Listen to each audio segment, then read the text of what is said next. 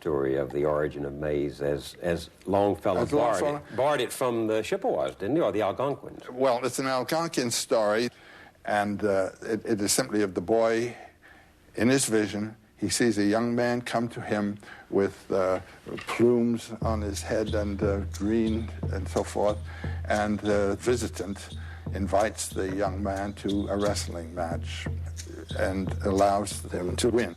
And wins and wins. This happens 3 or 4 times, but he tells him, the last time I come, you must kill me and bury me and take care of the place where you will have buried me. And the boy then, in the last one, actually does what he has been told to do, plants the man, the visitant, and in time comes back and sees the corn growing.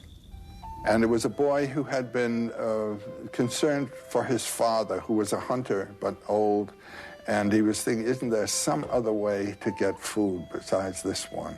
And so it came to him out of his intention. It's a lovely story. Some other way of getting food than hunting. Yeah. But the idea is that this visitor, this figure in the vision, has to die and be buried before the plant can grow from the remains of his body. That's the main theme. It comes up, almost a duplicate of this one throughout Polynesia, for instance.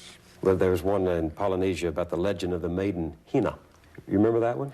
Well, all of the legends in the Polynesian area have a maiden named Hina, and she's associated with the moon. And the death and resurrection of the moon is a dominant theme. What happens to her in this legend? Well, the girl who loves to bathe in a certain pool, and there's a great eel that is swimming around in the pool, and day after day he scrapes across her thigh as she's bathing, and then one fine, lovely day he turns into a young man, and he becomes her lover for a moment, and then goes away and comes back again, and then one time when he comes, he says, just as the Algonquian visitant, now next time I come to visit you, you must kill me and cut off my head and bury my head.